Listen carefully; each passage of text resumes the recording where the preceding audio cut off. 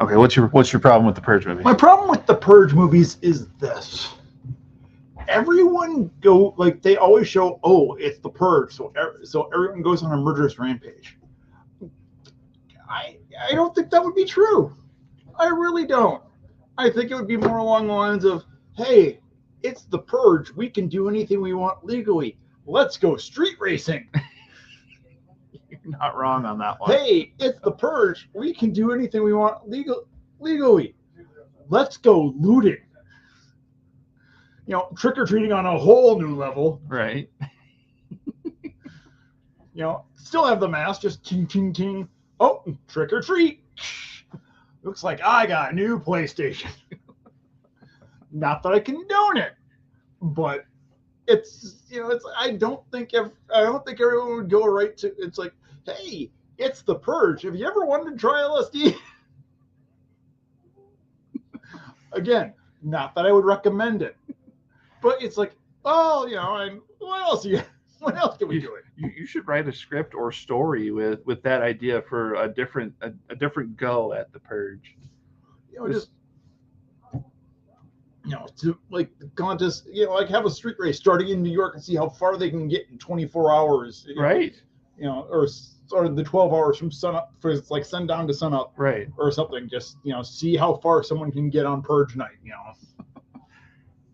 And could you imagine like you did that and the police, like if they planned it out that way, they'd have to guess where you ended so that they could arrest you right away.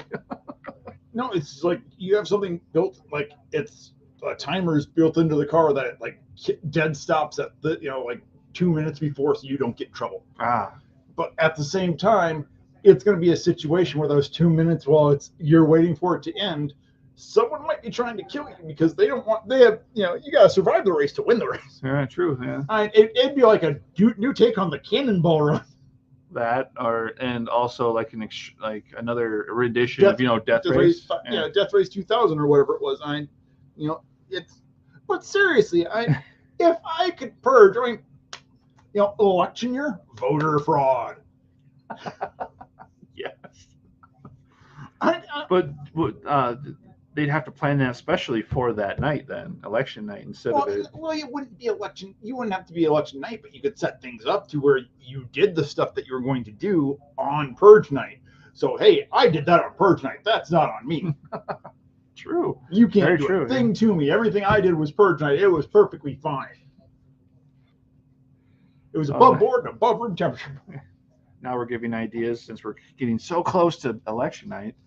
Which that brings us to welcome tonight to Rainbow Live Presents Wednesday Night Lights with your hosts, Patrick and Casey. We were just got done with a little discussion about, since I have one of my Funkos is a Purge character from the movie The Purge. Patrick's actually it wasn't more of a discussion, it was more of him just saying a lot of the things. I got a little bit of a rant. I fully admit it, but it's a plot point that bothers me. Yeah. And there's nothing wrong with ranting about that because, yeah, that's actually a pretty interesting idea to run with of an alternative to, like, what we saw in the actual Purges, which is just straight up murder. Yep. You hate someone, let's kill you. Yeah. You gotta wonder what it's like at, places that build cars and things like that. It's like, well, do we just stop inventory a couple months beforehand so we have nothing to steal? Right. But yeah, Purge car sales, everything must go before Purge. For those of you watching tonight, it seems we have a few people. List your ideas in the comments of what you a different idea other than bloody murder that you would possibly do on a Purge night. Jaywalking, yes. just because, just like I can't do it. Right. But first thing we're going to talk about actual products tonight. We got a few puzzles here. A couple Pokemon Pikachus that let's switch the camera so they can see the cute Pikachus. Those are running in about 100 pieces each. Yeah. So smaller sizes. Nothing too difficult. Nothing that's going to twist the brain or make you have fits in the night. Yeah. And as you can see, this one has mainly Pikachu, and this one has Pikachu and everybody's other favorite Pokemon, Eevee. So What else do we got there, Patrick? And we've got this one, which is 1,000 piece, moving up to the 1,000 piece level. So it's got a lot of the different characters. It's got your Pikachu, Wobbuffet, got your Eevee. So yeah, a lot of representation there. And this one's kind of cool because I always like the pictures that have like 1,000, use 1,000 different pictures to make up one picture. So it's got a bunch of pictures of other Pokemon used to make up a giant Eevee picture. Again, 1,000 pieces, so it's something you could, it's during the winter months. It's always, you get a snow day, bust out a puzzle, get the kids off the electronics for a bit, do a puzzle as a family. Right. It can be a good time. Might go, why are you holding on to that piece for 5 hours? But it's not that that's ever happened at our house. With this one, as you said, the pictures inside of a picture, that might make it just a little bit more like expert level kind of thing, because then all of a sudden when you're trying to find the corners and the sides, and it makes it just a little bit difficult, but sides, work your way from the outside in. Right.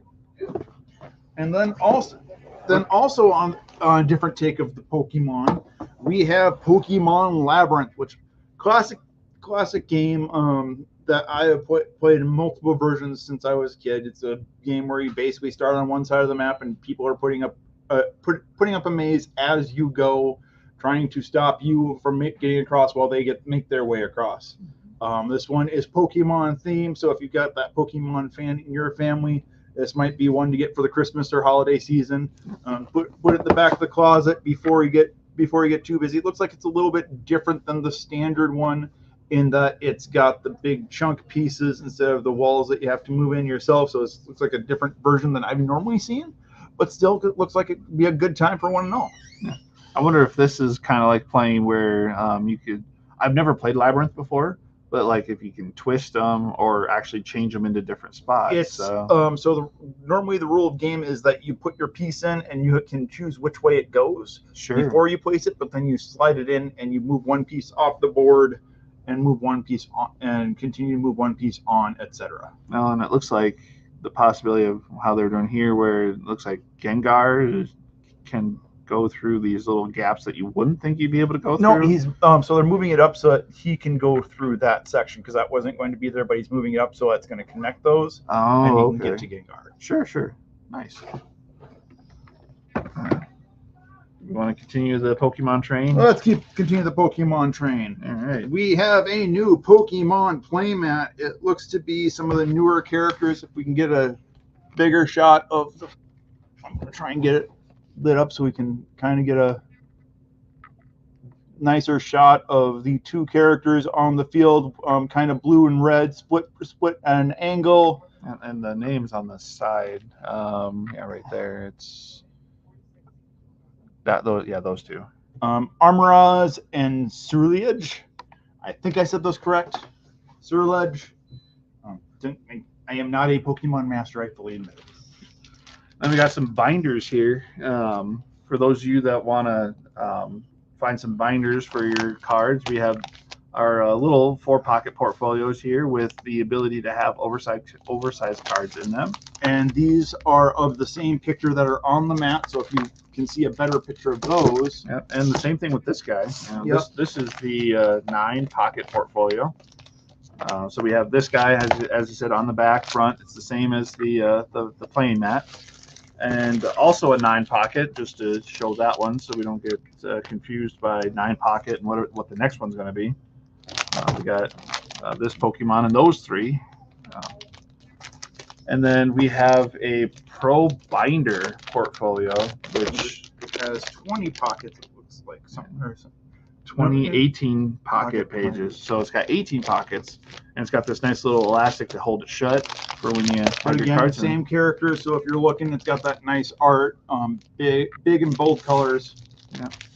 That way, if you want to have a theme of the specific characters, I believe that takes care of our Pokemon. These ones are restock. And what we're going to show you here next is these nice little leather vault 100-card deck holders. Ooh. So nice and leathery. We got red here. We have multiple colors. That would be blue. Blue. Dot and Dita. We have red. Yes. And we have other colors like green, black, and others. What were you gonna say? Has the nice little dragon logo in the bottom corner there. See if we can show that off a little bit better without the glare. Yeah, see that nice, cool logo. And then those are brand new. Amanda just gave us the packs to show people out. We have the Nightmare Before Christmas trading cards, as well as the Teenage Mutant Ninja Turtle trading cards. And these are the Cyber Cell cards. So just see a little bit closer. And then we have actually some of these opened up already. Yep. John opened up a Nightmare Before Christmas. So we got that one, and then it looks like we also have a set of the Ninja Turtles. So here we go. So for the Nightmare Before Shredder. So here's the three that we have for the Nightmare. We have Jack Skellington, Oogie, which unfortunately for Oogie, the voice of him just recently died. Hearts and prayers. Or what does Queen Charlotte say in that show? Is it thoughts and prayers? Prayers and sorrows and prayers. And then I can't remember what the dog's name is, but that's all your Nightmare Before Christmas editions that we have. We have Donatello. We have Shredder, a foot shoulder, Michelangelo. We have April O'Neil. Is Rocksteady or is that Bebop? I can never remember. I want to say that's Bebop. And then we have Shredder. Yeah, I was right, Bebop. Not Super Shredder, but we do have a Shredder. Yes. So, and like I said, those are the Cyber Cell cards. So really cool. And as you can see, we do have some priced. So if you're interested in any of these individual cards, just come on in and ask about them. And also, we're going to continue on the non-sports ball. Non-sports ball. We're going to show off a new one called Sorcery. A new game, a new card game, kind of similar to Magic. So if they ask you what Sorcery is, Sorcery. Yes.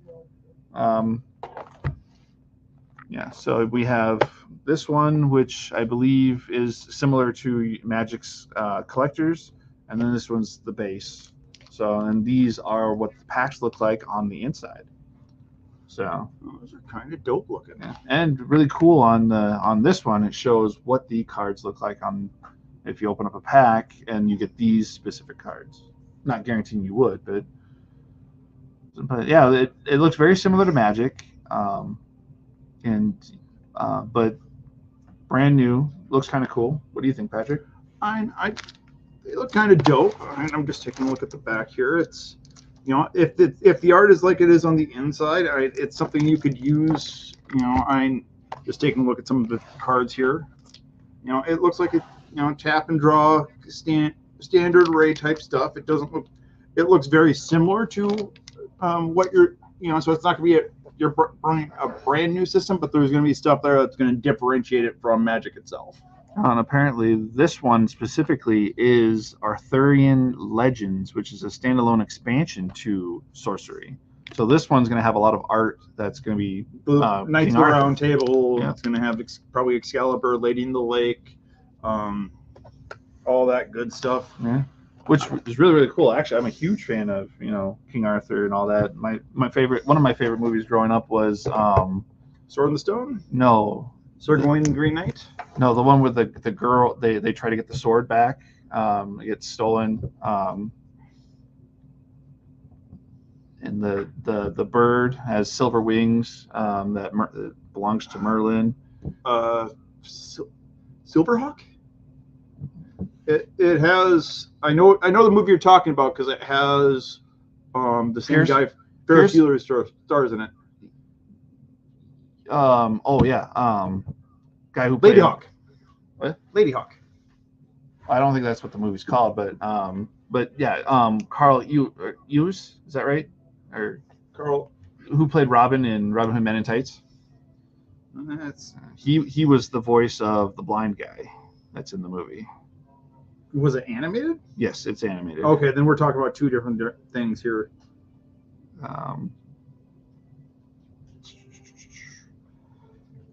Anybody that's watching that knows that movie, please, if you can say the title before either me or Patrick find it, or Quest for Camelot is the one I'm thinking of. Oh, okay. Yes. It talks about a girl whose father dies at the beginning of the movie. And basically one of the former members of the Round Table decides he wants to take over and kill Arthur and take the sword and become king and all that. And how rude, right? And so yeah, she goes on an adventure, meets the blind guy who actually used to be a part of the kingdom until he became blind, and all that. And yeah, it's a really interesting story. But yeah, I think we're on to sports ball. Yeah, we are on to sports ball. Let's talk about some expensive sports ball. Ooh. So this is our really expensive sports ball. We have some Panini Noir, as it's called, 10 cards per box. 7 of those cards are going to be autographs or memorabilia cards. Alas, no Nicolas Cage. No. No Spider-Man Noir. No, unfortunately. But really cool picture of Tim Duncan. Yeah, this is for those who really, really, really want to gamble your money, in my opinion. The fact that Tim Duncan has never done a Dunkin' Donuts commercial is kind of sad. Well, you'd think that they would have opened that opportunity when they did the Duncan Boys or whatever with Ben Affleck and. But they had Tom Brady. But seriously have him just like go, have Tom Brady go along, toss him a sack of donuts, and he slams.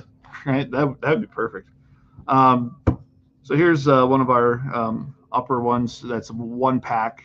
Comes with, I think, 7 cards, and then 3 of those cards are going to be autographs or memorabilia. This is 2024's Origins. That Noir is also 23-24. So just to let you guys know, really cool. Has J.J. McCarthy for those of you that are Vikings fans. Which the next box that Patrick has also has J.J. McCarthy. NFL Don Russ Elite. Looking to have a total of 5 cards per pack with 20 packs per box.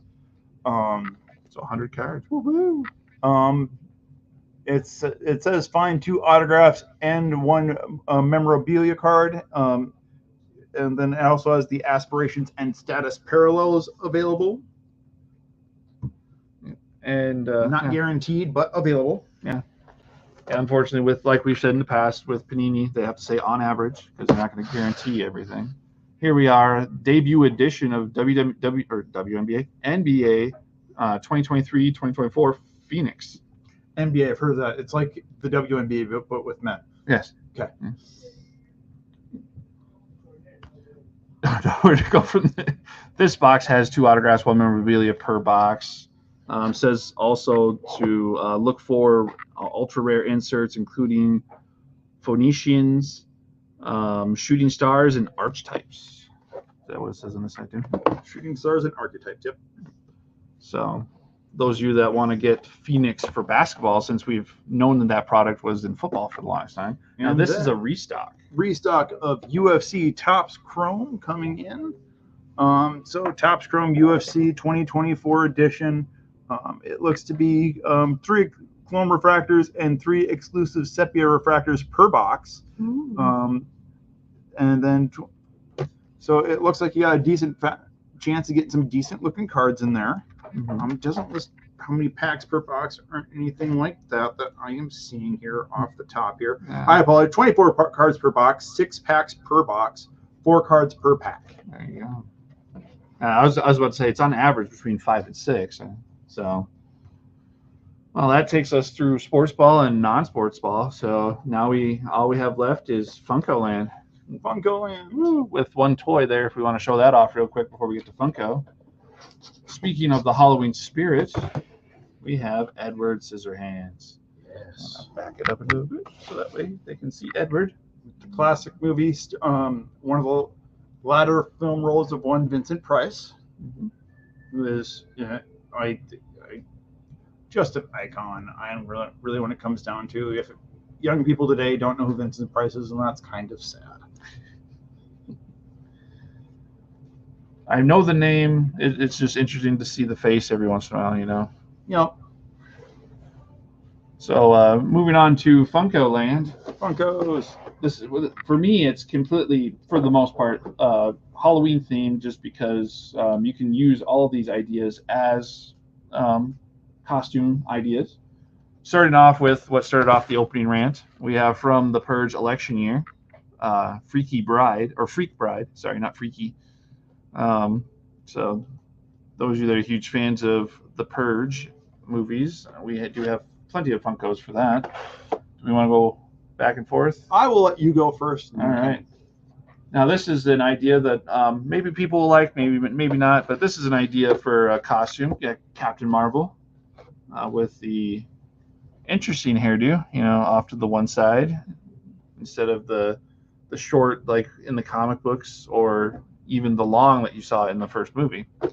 So, and then this one's everybody. Well, this rendition I've actually never seen in person, but I have seen people do it like on social media. But yeah, Catwoman from Batman Returns. So I have seen renditions of Halle Berry's Catwoman, and even Anne Hathaway's Catwoman, but I've never seen in real, or at least here in South Dakota, anybody try this one for a rendition. I've seen it once, but it was back in the late 90s, so it's been a while. Sure. And then finally, this is a cool idea for two people, or I just think this is really cool because it's flocked. We have Bullseye from Toy Story. And, because it's flocked, it means it's nice and fuzzy. Woohoo! So for mine, I am going with a more wholesome take on Halloween first, for one. It's Sherlock Deadpool. It was a GameStop exclusive, but you can get it here now. So if you're looking to add your shirt to your Deadpool collections, go ahead. And parents, just so you know, not smoking, blowing bubbles, being safe, very demure, or wherever that means on social media now. But he's taking care of it, doing it the right way. And now, just as a reminder, that it doesn't have to be big to be scary. For the next few, we have Annabelle from Annabelle Comes Home. Creepy dolls are always creepy. And to keep that up, next we have the blacklight version of Chucky, who's unfortunately just after 3 seasons, and the fact that they got 3 seasons out of Chucky is kind of impressive to me. But they just finished up the 3rd season of Chucky recently, so he's just coming off a horror twist. So who knows what they'll try and spin off into a series next. And last but not least, without this, we probably wouldn't have the same friends that we remember nowadays, because I'm the Leprechaun. Just of all the cheesy horror movies, this by far is one of my favorites. It was the evil leprechaun with the pot of gold, who went to the hood, went to space. You name it, he's probably done it. I'm waiting for him to go to the Ren Fair next. Yeah, there you go. Or go to, I don't know, like Epcot. Something. Yeah. Oh yeah, there you go. Let the leprechaun at Disney World. I want some pot of gold. But I'm fun little Funkos. If you want to decorate get in the Halloween spirit, grab some ideas and just run with them.